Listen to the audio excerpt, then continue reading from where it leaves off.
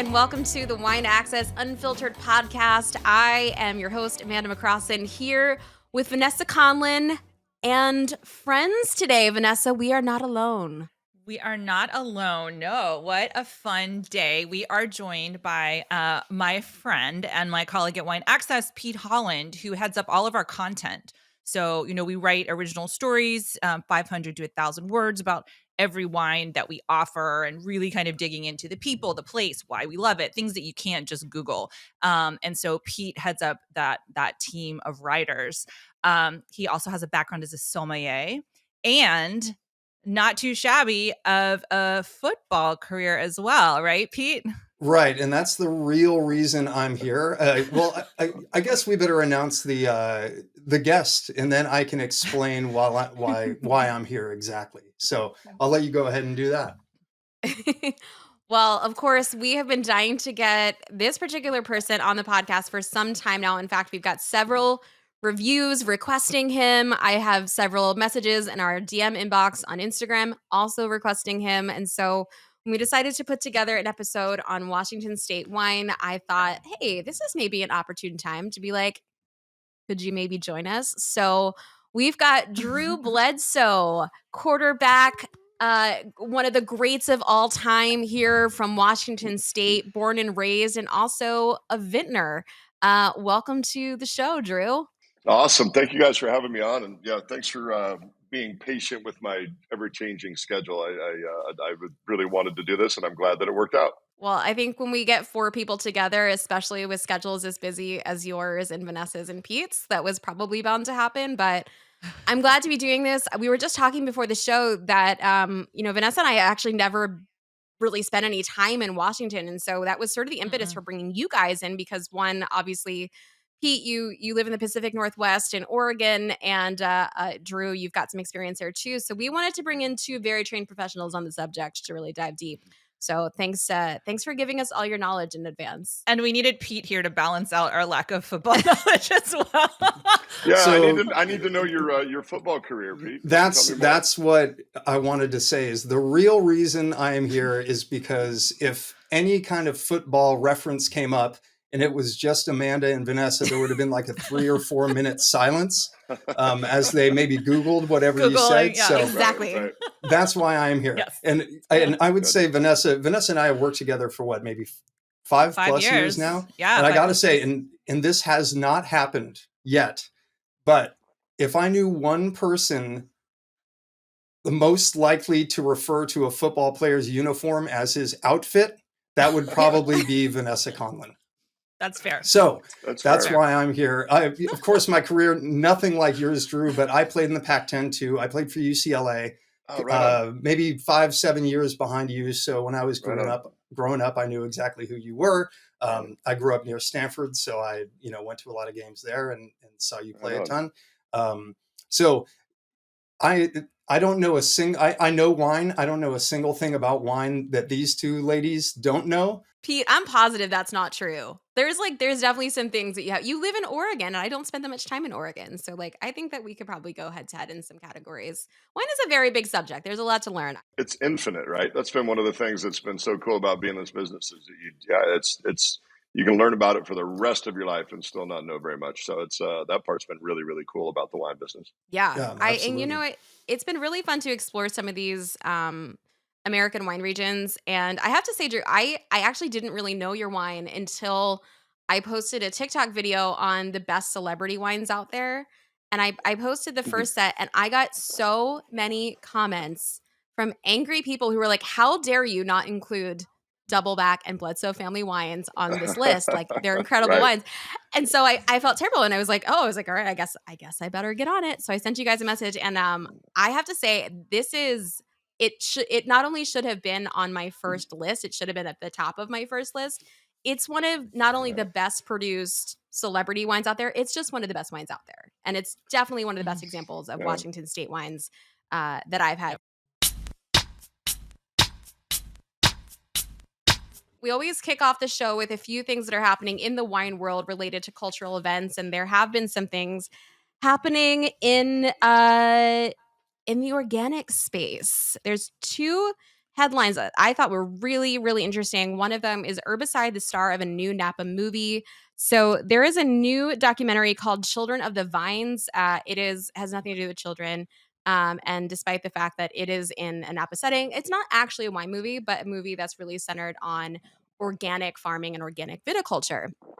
Adjacent to that, there's also this article that came out that says champagne producers rebel against environmental reverse. And the summation of this article is basically Champagne had agreed to go on this like zero herbicide policy. And now it seems like the region is sort of backtracking. And so there's a group of champagne producers Yeah. that have openly addressed this issue and said, we're not a fan of this. We think that Champagne should be moving towards organic viticulture. And in both of these articles that I find very parallel, they talk about Napa Green in the first one related to the movie, and that we're talking about champagne producers moving towards organic in this article. And it just seems like more and more it's become the standard for farming in viticulture, that organics like needs to not only be the future, but like it is it's expected at this point, I think, to some degree. Vanessa, I'm curious on your thoughts because I know you spent a lot of time around this subject. What are some of your thoughts around these two Mhm. articles? So I agree with you. I think for quality wine, it's expected, right? I think Yes. at a certain level of mass produce, it's literally just wouldn't be scalable and financially viable for them. I wish it was for everybody, but Yeah. yeah, I think I like that the Champenois are kind of rallying around this. It seems like it was like the president of the Union de Maison de Champagne spearheaded this and said we're gonna cut out all herbicides by 2025, and then he changed his mind, and then it's the rest of the growers, producers are like, no, like we're on board with this. And so I love that they're sticking to their guns. And I do think, you know, can I blind taste if a wine is organic or not? Like, no. But I do think that, there's definitely more care. There's more precision viticulture that you have to do. There's more actual footsteps in the vineyard that has to happen to farm organically. And I think that does reflect itself in like the soul of wines personally, whether it's organic or biodynamic. So I'm thrilled that the Champenois are taking this as seriously as they are. Yeah, and I guess, the big question there is, does it translate into demand? Does the consumer care enough to, pay a little bit more or in order to make it like financially viable? The thing that's been striking to us over the course of becoming more estate grown, and we have our own farming company now. We've taken all these steps to be live certified and biodynamic. We have not pursued an organic certification simply because there's some things that we don't agree with. And there is the marketing component to it where people will pay more, but to us it's become way different than that. What we're seeing is long-term vineyard health benefits, Yeah. and we're Mm, seeing, qualitative differences if you can blind taste and do that. Well, over time, we are seeing quality elevate in the vineyard by taking mhm, care of the ecosystem around the vineyard and planting beneficials so that we don't have to, spray pesticides. Mother Nature takes care of it. We bring in the predatory insects that go in and eat the mites and the things that we don't want. And by having very purposefully designed cover crops, we get better water retention, we get better health, we get better soil health. And one of the things, and not to go too deep on this, but it's really important to us. Um, we have phylloxera in Washington State now, which, that's the mm. most terrifying word you could, if you own Yeah. vineyards, that's the most Yeah. terrifying word Right. that you could ever have. But what we're seeing is by maintaining, a natural, healthy ecosystem in the vineyards, this phylloxera has been kept at bay. It's not killing vines, Mm, and the vines are healthier, the ecosystem is healthier. I get a little bit frustrated sometimes when organic is just used as a marketing tool Mhm. Hmm. yeah. because we view it so differently than that. We view the health of these things as a lifetime, goal to create a healthier ecosystem in and around the vineyards. And we think that shows up qualitatively in the bottle down the road. If it didn't, then it'd be a sacrifice, right? But it's not. Didn't you just buy a vineyard in Eola Amity Hills? You purchased the Hopewell vineyard that Mimi Castile and her family had sort of Yeah. stewarded that. really lean into the regenerative agriculture side of things. So was that one of the reasons that vineyard was so appealing to you? It is, but I've got a funny story for you. Okay, Oh. so Mimi Castile is she is a thought leader in the world of growing grapevines, and really should be a thought leader, in agriculture and how she does everything. But we had kind of heard through the grapevine. Sorry, bad pun, but I love it. that she would potentially consider selling this vineyard. And so, I had researched her, and Josh and I were going to go meet her. And of course, she is, Mother Earth, dreadlocks and tie dyed, and just, and so if you're going to put us in stereotypical boxes, right? You got big dumb jock over here, and then you got hippie Mother Earth chick over here. And so I was like, oh shit, all right, I'm going to have to be on my game here. And so we pull up, sure enough, it's Josh and I park, and she comes walking out, and she's kind of got dreadlocks, and sure enough, she's wearing a tie-dye tank top. And I'm like, oh man, she's gonna be like predisposed to not like me, right? And so I get out and say, hey, Mimi, I'm Drew. And she goes, we've actually met before. I go, really? She goes, yeah, I was at Tulane. I was a trainer at Tulane when you guys were practicing for the Super Bowl there, and I poured you Gatorade every day, and you were actually really nice. And I was like, oh shit. So, like flash forward all these years, and the fact that I was just not an asshole to this cute little gal that was pouring me Gatorade, helped us actually get that. But Mimi was very, very serious. A lot of people say that they would only sell to people that will continue their mission. She really meant it. Apparently there was another group that had come through, and she just said to us, she goes, I wouldn't sell it to them at any price. So she really believed in our ability and our desire to continue her mission to be regenerative and take care of the vines and then the ecosystem the way that she had. And man, you talk about qualitative, uh, differences that are really showing the payoff of that. The fruit that we have in the barrel now from that vineyard is absolutely amazing wine. It's some of my favorite Pinot I've ever had. And if anyone doesn't know who Mimi Castile is, I think we talked a little bit about her on the Oregon episode. We did. Truly one of the great minds and valued additions to the industry. And if you want to learn anything about regenerative agriculture, I encourage you to look up some of the podcasts that she's been on. She's been on a few. I think in particular, Levy Dalton's, I'll drink to that. Really just a wealth of knowledge and a fresh take on farming, really looks at it in a through a very different lens. I'm really stoked that you guys stashed that vineyard up because it is a really special place. And if you've ever had any of the wines from the Hopewell Vineyard, there is something very special. Speaking of special, there is a very special thing that is happening in the air. A winery has launched an airline with mid-flight tastings at 18,000 feet. This is in New Zealand. So sorry if you're listening in the US, you're going to have to fly all the way to New Zealand. This is a really interesting flight that is going from Auckland to Queenstown. It's launching on the 31st of January.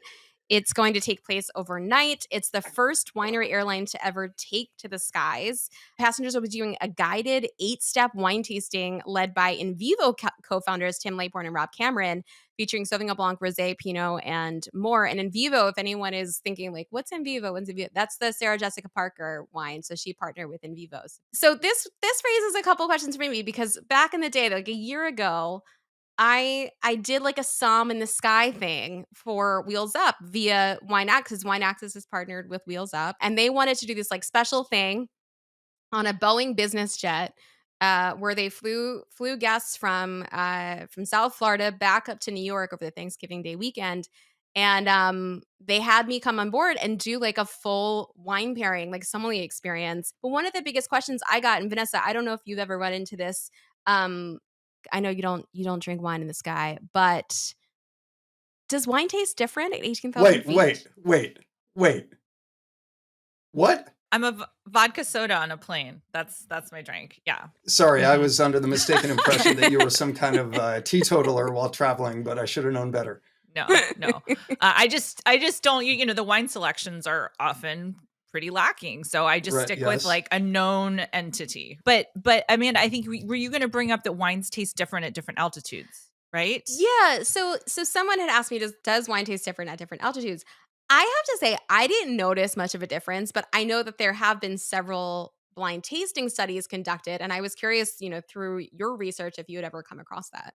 So and I think I'm gonna forget which airlines, but some of them actually have like master sommeliers who are selecting their wines now, right? I Yeah. think for this reason, I think you have to be in business or first, but to get those selections. But yeah, I have not selected wines for airlines before, but I think what I remember hearing is that like more fruit is better, that they can taste less fruity at high altitude. I may have that exactly opposite, but that's kind of what I remember. And so they're kind of looking for those styles of wine. I've heard that just in general that your taste buds are deadened, and that's why all the food you get on an airplane the food is super salty, and the wines are super fruity and all of that. But what we've done, if we have wine on an airplane, we just ask for a glass of ice and we just throw ice in it, because you get it cold enough and it just masquerades. Yeah. It's like, if you ever have a warm Coors Light, it's impossible to drink, but if it's cold enough, it's okay. So we just throw ice in it, and it kind of masquerades as acid in this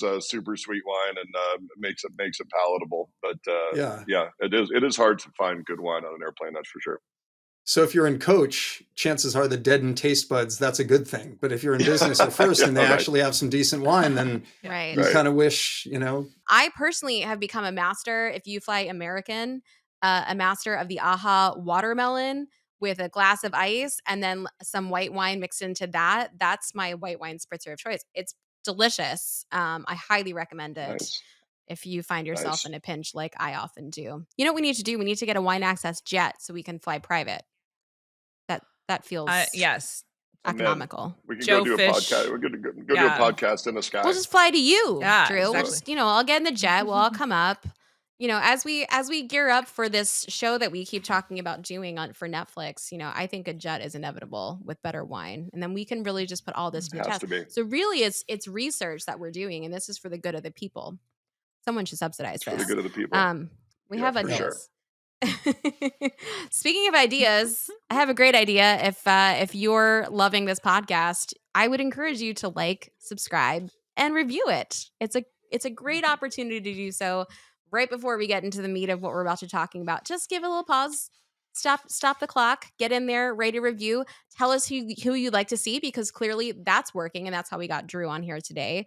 But if you do leave us a review, we might actually read it on the show. And this one is a long one, but it is from Keith L., who said, "Fun show with great hosts." And this is a letter to us, Vanessa. So sit down. Hello, Amanda and Vanessa. Okay. Hello, Amanda and Vanessa. I just want to say I really enjoy listening to your show. The two of you are clearly having fun, and I admit I'm a bit jealous. I can't be there to share a couple of glasses of wine with you. I too wish you could be here, but you can join the Wine Access Unfiltered podcast wine club and drink with us virtually, which is kind of the same. I just listened to your latest show, How to Store, Serve, and Save Your Wine, and I wanted to share one caveat to your dislike of wine refrigerators. In general, I feel the same as you, that anything outside of a Bordeaux bottle doesn't fit well, except for Wine Enthusiast's Vino View line of refrigerators. Oh, okay. This is great to know. The system puts the bottle sideways to the door of the fridge instead of front to back, and as a result, I can actually get 12 bottles on a shelf reliably. The only issue I ever run into is if I try to load an entire side with nothing but Burgundy or Syrah bottles, as those get a little crowded due to their increased diameter. Shout out to the Wine Access team. Keep up the good work, and I'm looking forward to your next episode. P.S. I don't have any Epiphany bottles, but two of my Wine Access purchases, a 17 Pikes Riesling and a 2010 Latour Volnay Premier Cru, stand out as bottles that I can recall at the drop of a hat. Keith L. We can't thank you enough for taking the time. Yeah.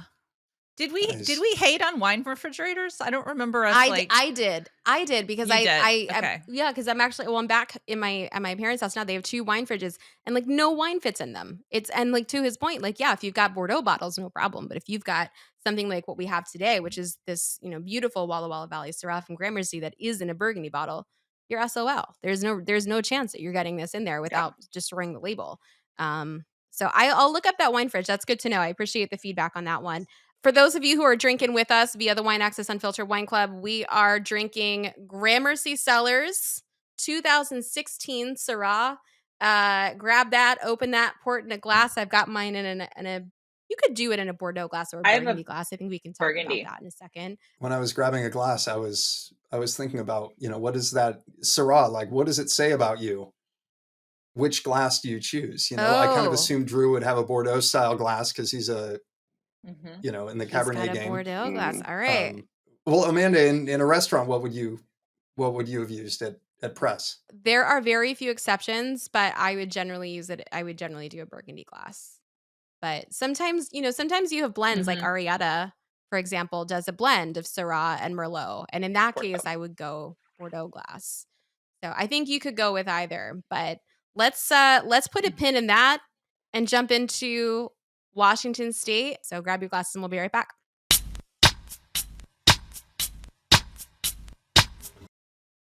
All right, everybody, let's talk about Washington State wines. I want to kick it off with first impressions, maybe when you first heard about this region producing wine. Drew, I'm going to save you for last. Vanessa, Washington State, hot takes, any insight when you first heard about it? I thought of Bordeaux varieties, but also Riesling for Washington State.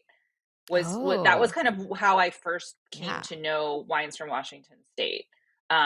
Yeah, but also way overdue Interesting. for a visit. So yeah, we'll take our private jet up there, Amanda, when we get it.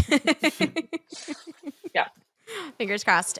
Pete, first impressions? You know, I mentioned this to you earlier, Amanda, but the first time I kind of grasped Washington as a wine region, I was going out to the Gorge Amphitheater in Eastern Washington, and I noticed it was among all these vineyards, and to me that was it was my first time being anywhere other than Seattle, and it Mm, really hammered home what I think a lot of people who haven't been to Washington don't know. It's that, rainy Seattle is rainy Seattle, and then the rest is hot and dry like Northeast Oregon, um, and perfect for grape growing. I wasn't into wine at the time, but that was when I realized, oh, this is what's going on out there.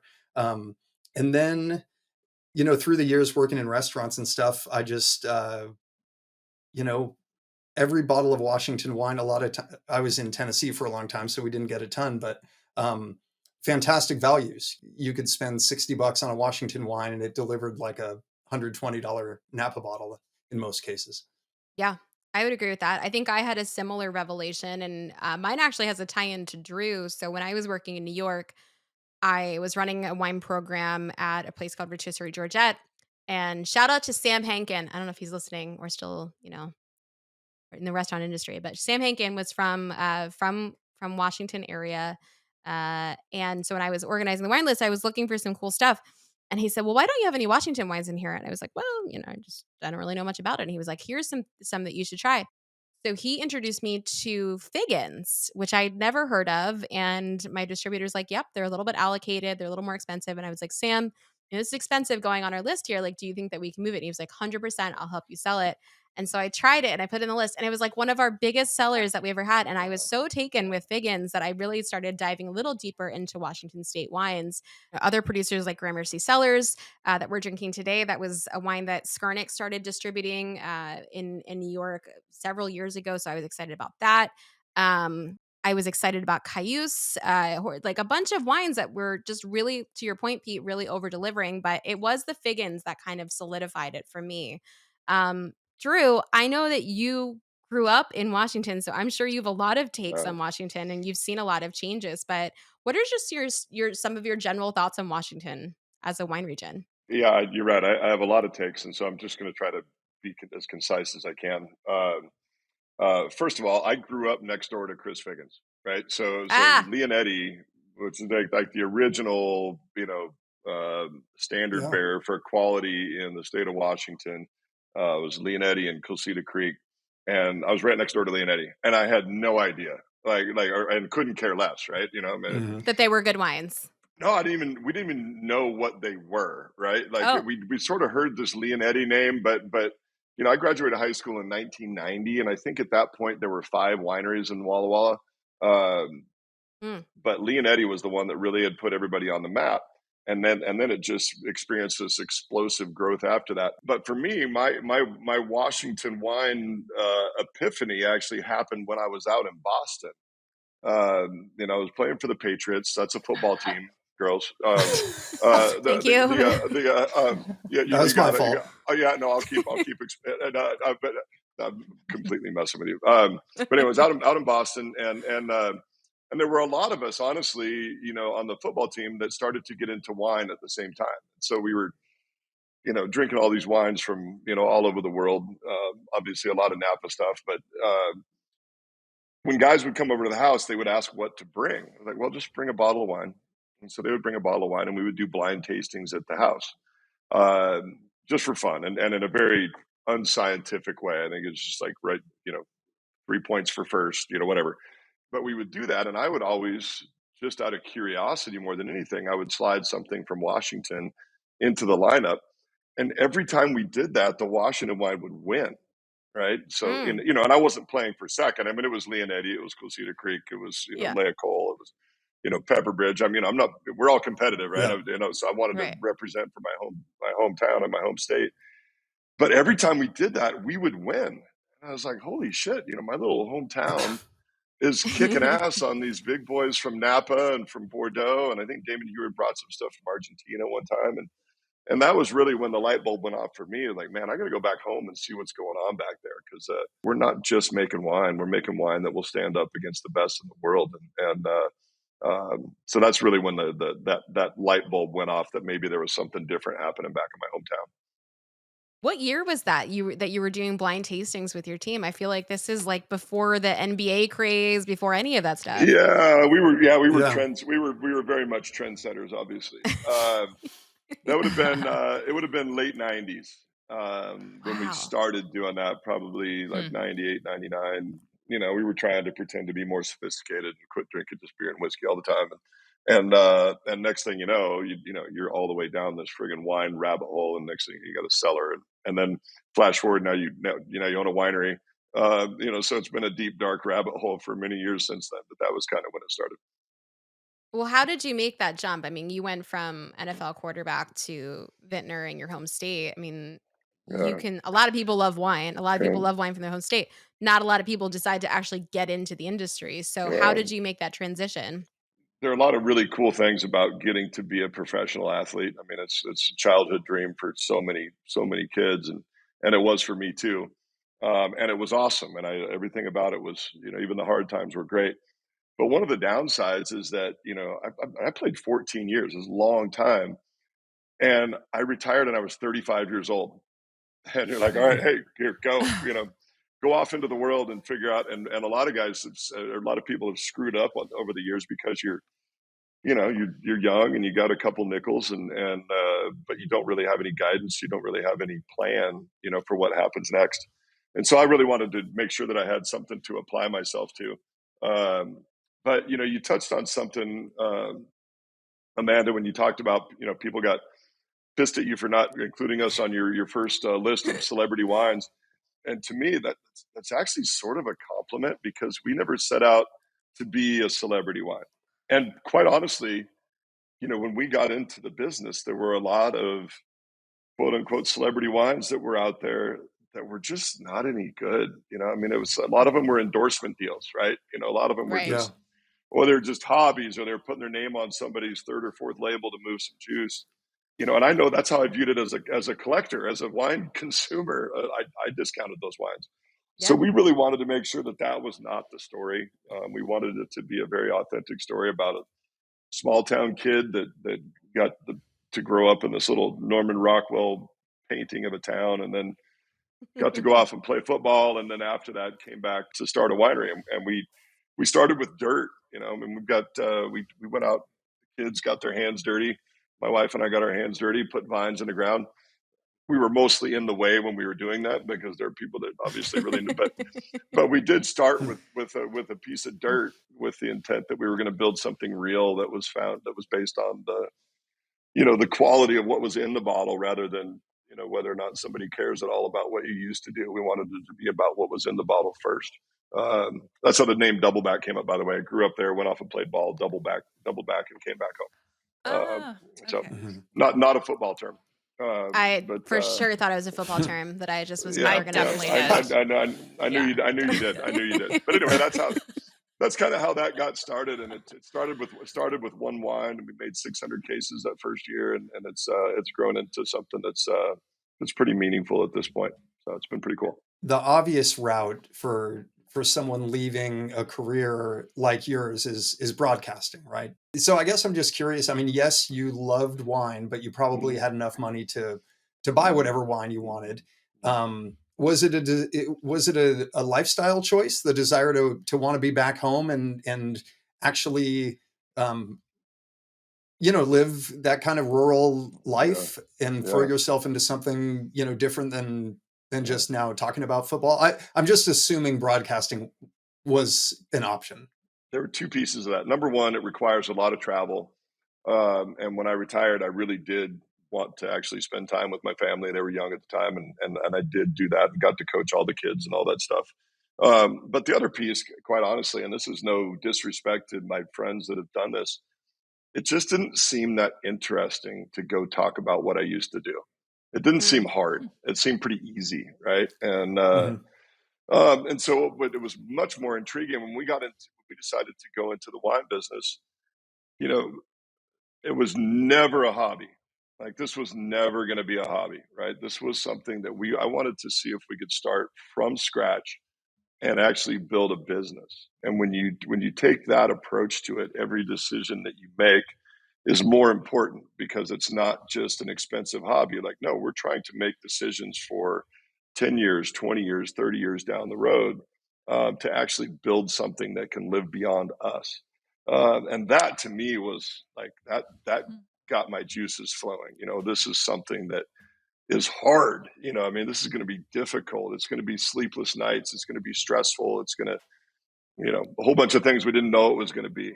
And Mhm. and so for me, that was more intriguing than, now the broadcasting thing would be falling off a log easy, and they paid pretty good money these days to do that shit. Yeah. But it's really not a bit. But this was something that I felt like could be, a life's work and a legacy, not only Mhm. for us but for our family. Well, I mean, you're clearly doing something right because people are talking about your wine and what you're doing, and there's also a clear understanding, I think, from those who love your wines and support your wines that you are very much involved and that it is a lot of sleepless nights, and this is not just a vanity project. Um, Interestingly, Walla Walla and the region of Washington spans back a little before your time. So I want to talk a little bit about the history of Washington State for a brief moment so we can kind of catch everyone up. So Washington's wine's earliest days actually date back all the way to the 1800s and 1825 when the first grapevines were planted. Pioneer William B. Bridgman planted grapevines in the Yakima Valley in the early 1900s. And then in subsequent years, Dr. Walter Clore, who's recognized as the father of the Washington wine industry, researched what varieties would grow well in Washington. And today, the industry is thriving with more than 1,000 wineries and 80 different varieties planted. And of course, I think Vanessa had mentioned some of the Rhone varieties. So you've got Syrah, Roussanne, Marsanne, Riesling, not a Rhone variety, Cabernet. You've got a lot of different things being planted up there. Um, to me, it's a very interesting region because I don't feel like I have a grasp on, what some of the signifiers are. So I'm curious, Drew, like if you were to summarize Washington State wines in a nutshell, like is there a through line there? Like I think some people would say California, very ripe. Oregon, a little chewy and crunchy. Like, what do you think like the elevator pitch for Washington wines are? The elevator pitch for Washington Wines, we are at an intersection of New World and Old World stylistically. We've got New World fruit, but we also have Old World structure. So if you want the elevator pitch, that's what I would say. Mhm. But the when you talk about the history of Washington, though, it's actually pretty, in a wine geeky way. It's really Yeah. interesting, right? And I know we're in a wine geeky world right now, so I'll go ahead and share this. Mhm. So there Yes. there are there are two geological events in the northwestern United States that are unprecedented in the history of the world that we've discovered so far. We have the largest lava flows they've ever discovered history of, and that's back, what, 3 or 4 billion years ago, all the way from Montana, Idaho, Oregon, Washington, I think parts of Northern California, and all the way out into the Pacific. And so we've got this bedrock of volcanic basalt that in some places is, miles thick, right? And so that's bedrock, and that's the formation of everything that's underneath. But then during the last ice age, which ended, I don't know what, 15, 20,000 years ago, um, there was another event that happened that affected both the Columbia Valley, Walla Walla Valley, and also the Willamette Valley of Oregon, there were the ice flows that came down out of Canada and formed what there are other names for it, but I call it Lake Missoula because that's easier for me to remember. But massive lake that formed behind this ice dam, and they think it was probably every 30 to 40 years there would be enough pressure behind that ice dam that it would float the ice dam, and all that water would come down at one time. And this happened repeatedly over time.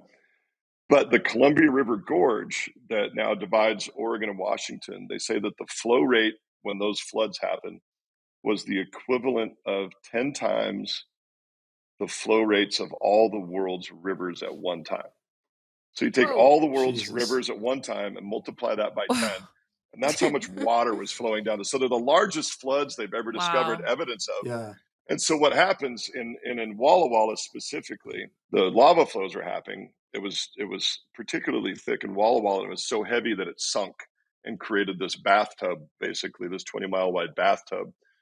When the floods happened, all that water came rushing down, and it hit this cliff band outside of Walla Walla before it became the gorge. And when that water hit that cliff band, it rushed, it like stagnated in our valley and dropped out all this very mineral rich but very porous soil. And so you bring all of that around. Oh, before I leave the floods, because this is a dorky but cool deal. So Love it. Walla Walla, southeastern Washington, Willamette Valley, it's 5 hours by car, right? They've discovered, and then where the ice dam was during the floods, that's another 5 or 6 hours by car from Walla Walla. So you're talking about an 11-hour car ride, just for reference. Mm-hmm. At the new vineyard that we bought, there is this rock that's sitting out in our vineyard that's the size of maybe a small car, and they've traced that rock to Montana. So the floods were Oh my gosh. so dramatic that it hauled this Wow. rock from Montana and then deposited it in the Willamette Valley of Oregon. So it's just this really cool shit. I it's one of those. I wish in college now I'd paid attention in geology class. I didn't know I was going to be a. Yeah. I didn't know I was It's going to be fascinating. I didn't know I was going to be a geology dork. But bringing that back to stylistically with what happens in Walla Walla, I feel like I'm talking way too much, but I'm going to shut up. No, this is fascinating. You're the guest. But in Yes. but in just in the Walla Walla Valley, our estate vineyards, McQueen Vineyard, which was the original one we planted, is up very high on this ridge line of fractured volcanic basalt. Down the hill, we're about 300 feet down in elevation, and a mile to the east, we have Bob Healy Vineyard, and then at the bottom of the hill, we have a vineyard in the Rocks District, which that's Cayuse and Rain Van, and all of these famous, sort of looks like the Rhone Valley. It's just rolled river rocks. They're all within 1 mile of each other, but the profile of the fruit is so radically different because you have volcanic basalt, and then you have this glacially deposited silt loam, and then you have this riverbed of rolled river rocks, all in the same area. So the other thing about Washington is the terroir is very diverse and is very specific, even within a very small area. I don't think I've ever been more impressed by a guest in my life that you just gave a full dissertation on geology in Washington. So thanks. There's a professor at Whitman College, Kevin Pogue, and I've heard him give the presentation about like 3 or 4 times. So, footnote, Kevin Pogue, stolen material. Okay, good. Thank you, Mr. Pogue. Borrowed. And great memory then if you borrowed all that.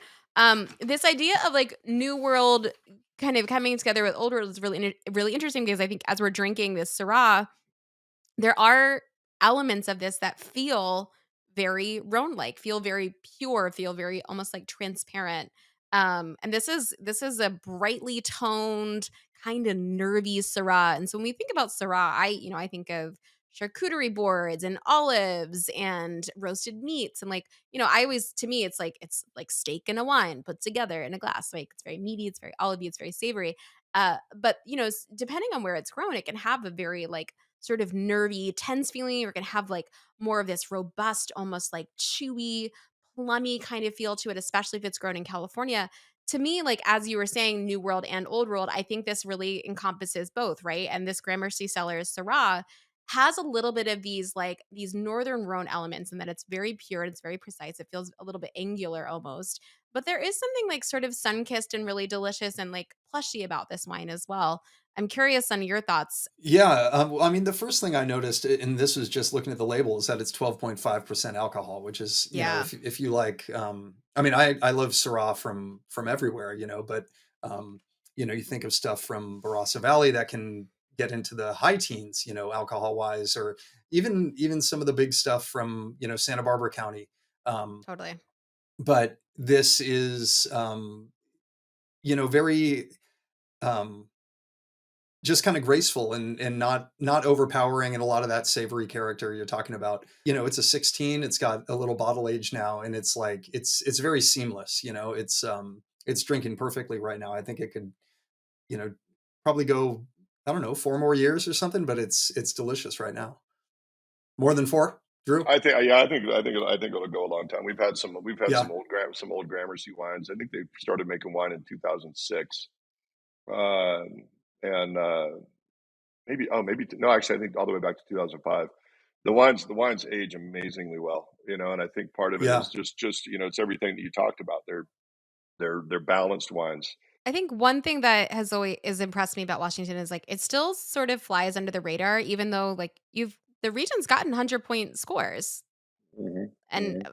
I mean it's still a relatively young region, and just it Yeah. surprises me that more people aren't gravitating towards Washington state wines. But Drew, as a vintner owner, do you see Hmm. that demand increasing year over year? Yeah, we do. We do. It's the glass is half full piece of it that is tremendous blue sky for us, right? It's really funny, if you're in Washington or Oregon, if you go to a restaurant and try to order a California wine, they might bring it to you, but they're not going to be very happy about it. Like Yeah. we really defend we really defend our own, in the Northwest, but outside of the Northwest, we're still, you know, relatively unknown. And so we really think that that's a great opportunity, as an industry going forward to really open some eyes. All we have to do really is, if you, we just did it. I just did a deal about a month ago down in Vegas where it was Washington versus Napa in a blind smackdown. And it was price on price, and that went quite well for us. Um, I bet it did. and so so if you can get the wine in the glass, you can flip people. But you're right, we're still really young. I mean, geez, there are 100 I think there are 140 wineries in the Walla Walla Valley, and I think that there's only one that's currently second generation. Every other Wow. winery is Hmm. is still in its first Wow. generation. So we're just kind of getting started. But you're right, on a quality to quality level against you know, we don't put a lot of stock in scores, although they've been very nice to us over the years. But Mhm.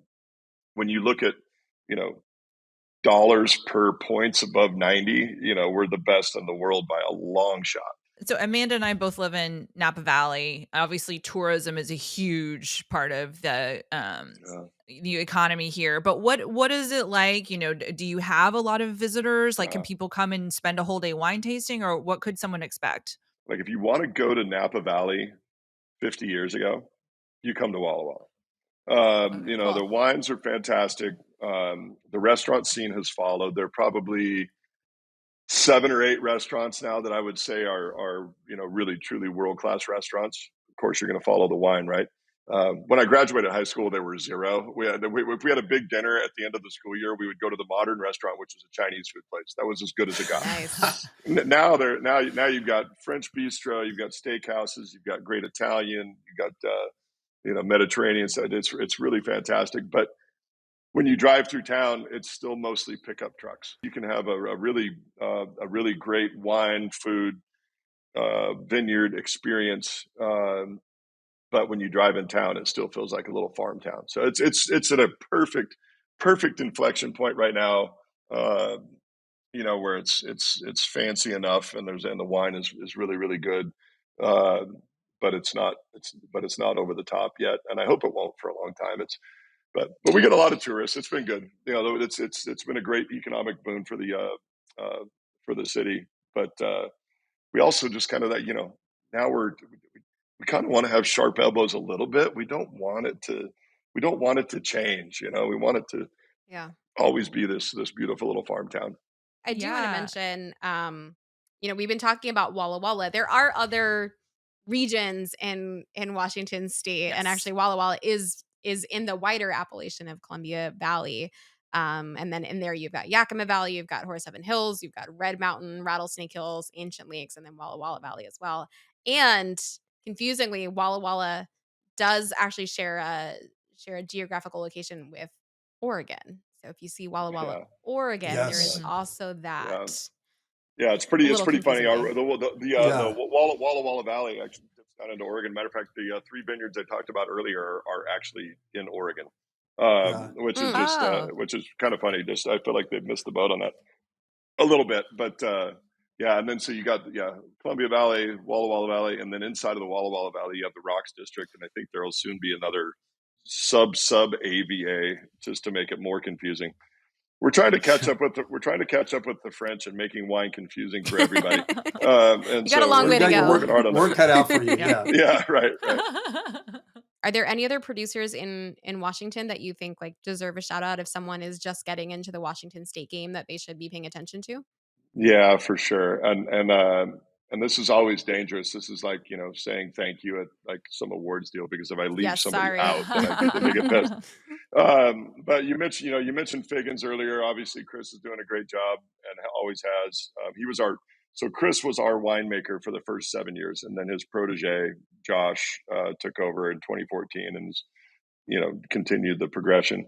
Figgins and Leonetti, one of my contemporaries that's making very serious wine in Washington State, and that's Damon Heward. He and Dan Marino partnered on a winery called Passing Time, and Mm. they've got a really cool project where they've got Horse Heaven Hills, Red Mountain, and Walla Walla, and they make specific bottlings from each of those regions with the same winemaking techniques, same winemaker, all that stuff. So they're doing a great job. That's called Passing Time. Gramercy, we talked about. Some of the icons the start of the Walla Walla wine industry: Woodward Canyon and Leah Cole, number 41. And Leah Cole number 41, they're big enough that they're actually more readily available. You can find them on more Mhm. lists. And so they're one I always point to. But even at their production level, they're still making kick-ass juice. And Oh, geez, I'm gonna leave somebody out, but that's a short list. Right across from us, where our winery is in Washington, is Rasa, Rasa. They're making some great juice as well. And then our resident roadie, crazy but crazy like a fox genius, Charles Smith, Mhm. is making some killer stuff as well. Yeah. Yeah.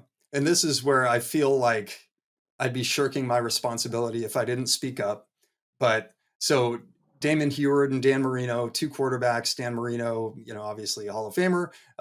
Damon Heward from Western Washington, right, and played ball for the Washington Huskies. Yeah. I played against his brother Brock, who now is in broadcasting. But I guess my question is, do you ever give those guys any shit for having a pun or a football reference in their label, and you resisted? Well, I do. Like, oh, passing time. That's cute. And their pushback is like, no, we're just passing time drinking wine. That's all we're doing. It's not about football. Sure. Okay. Sure. But then the label looks like, it's got football laces on it.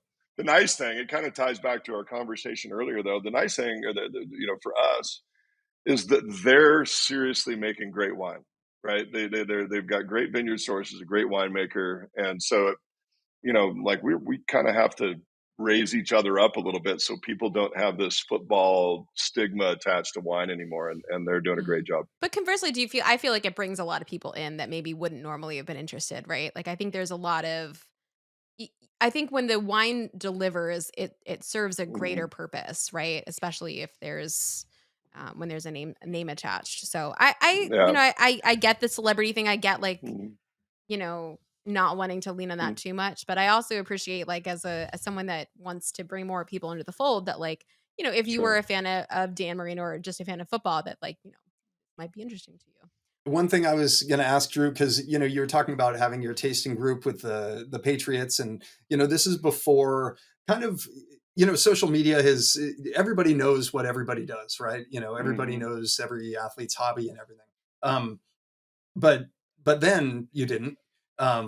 So who was in the group? When we started to get a little more serious about it, Damon Heward was actually, we were teammates for 1 year. And so we would do that stuff together. But before that, it was guys like Teddy Bruschi, Bruce Armstrong, and I would drink. He was my left tackle, so of course I was always buying the wine when it was for the guys that were blocking for me. Smart. Let's see, Vrabel was in there late. Before that, the quarterbacks always would come over, especially the backup quarterbacks always came over because they got free wine. Zolak and John Freeze and some of those guys. So it was a decent sized group of guys that actually really wanted to try to drink some good stuff. Have you sent them your wine? No, they have to buy it. This Fair. Yeah. Fair. For my old teammates that do buy wine, if they buy some wine, then our magnums now are all individually hand numbered. And so if they buy some wine, then I also send them the magnum with their jersey number on it. The only time that's a great touch. That's really nice. That's great. The only time that got dicey is that with the number 12, the bottle number 12. My brother wore number 12 in college and in high school, and then Tom Brady wears number 12, and so I'm not going to tell Tom he can't have number 12, and I'm not going to tell my brother he can. So there actually are two number 12s each vintage, but that's the only one. Well, this has been so much fun. I feel like I've learned so much. I learned so much. Honestly, I really did. Thank you so much for sharing all of that with us. Yeah. I mean, I feel like I have a whole new understanding of kind of what makes Washington and what to look for and what you might find in the glass. So thank you. Because it's actually really meaningful to us. When we talked earlier about organic, biodynamic, and all of that stuff, the word sustainability, in our business is really important to us. And it's not a marketing deal, right? This is something that's really important to us. And it starts with what we talked about earlier about taking care of the physical environment and being responsible with all of our business practices that way. But the thing that honestly, the piece of sustainability that's become even bigger to us over the past few years is around people sustainability. We decided in 2019 that we were no longer going to use, exclusively contract labor. We started our own farming company, which is a big financial commitment. Wow. But we took people that had always been, seasonal laborers. So they work for 6, 7, 8 months and then have to figure out how to feed their families. Put them on salary. So they have full-time employment. They're the highest paid crew, and at least that we know of in the Northwest. And for the first time ever, they have, full-time employment, retirement benefits, health benefits, and stability.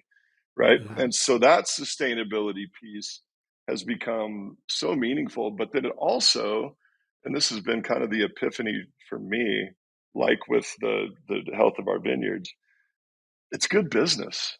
These people now care for our vineyards like they own them. And they talk about our vineyards like they're our vineyards. They're not the boss's vineyards. They're our vineyards. And so what we're seeing now is a continued, elevation of quality across the board with what we're doing by embracing taking care of, the environment and taking care of our people. And it's something that we're really proud of. And it's something that I think at the end of the day shows up in the glass when you put that much heart and soul into what you're doing. It's so important. I think we're starting to see a few wineries sort of do something in a similar vein, but I think what you're doing up there, not only to champion the region, but also do right by the people who are helping you to work towards that is commendable. So congratulations. I do want to give you a second to just plug your winery and tell people where they can find it and anything they need to know. We haven't really talked about that, have we? Yeah. The landing page is Bledsoe Wine Estates, but if you search Bledsoe Wine, it'll show up. We have 3 wineries, Doubleback being the original. That's the best estate grown Cabernet that we can make every single year from our estate vineyards. Then we have Bledsoe Family Winery. That's where we get to play around a little bit more. We make a couple of different Cabernet-based wines there, but they're priced more accessibly. And then this is Bledsoe McDaniels. Josh McDaniels, our winemaker, has been an absolute rock star for us for a long time. And that one, it's single vineyard Walla Walla Syrah, and it's also Willamette Valley Pinot Noir. So those are the three wineries. You can find us online. The wine, the Doubleback is sold out. The new release will be out in January to our VIPs, and then February to everybody else. And then the other wines, the Bledsoe McDaniels Pinot Noir from Mimi's Vineyard that we talked about, will be out in September, October. And on a separate note, just because I am sitting here in Philadelphia and the Eagles do have the best record in the league, would you like to make a Super Bowl prediction? Your Birds are playing very, very well, and I'm really, really happy for. I'm really happy for Jalen Hurts, his story and his character and just everything about him. I'm happy for him a lot. So they're going to be hard to beat. The Bills are going to be hard to beat. Those are the obvious ones. Chiefs are still in there. If you want me to pick a dark horse that maybe could possibly make a run, if the LA Chargers get healthy, they could potentially be dangerous if they get in. All right. But they've got to get in first, and they've got to get healthy. Well, Drew, thank you so much for taking the time. You guys are amazing. You guys are amazing. This has been super fun. Really appreciate it. Thank you. Thank you for being here. Thanks, Drew. This is fun. And thank you to everyone listening. Hey, you're so welcome. The pleasure was Gramercy's, so thanks, Gramercy. Thank you, everyone, so much for listening. If you are not subscribed to this podcast already, please go ahead and do so. Leave us a review. And then, of course, if you're not a part of the Wine Access Unfiltered podcast wine club, you are missing out. It's time to get in on that. You can find all the things that we talked about along with the link to sign up in the description below. I encourage you to check everything out. And of course, please do check out Drew's Wines, Doubleback, Bledsoe Family Winery, and Bledsoe McDaniels. I'm your host, Amanda McCrossan, here with Vanessa Conlin. And cheers to good drinking and a brand new year. See you all soon. Cheers. Cheers, everybody. Cheers, guys.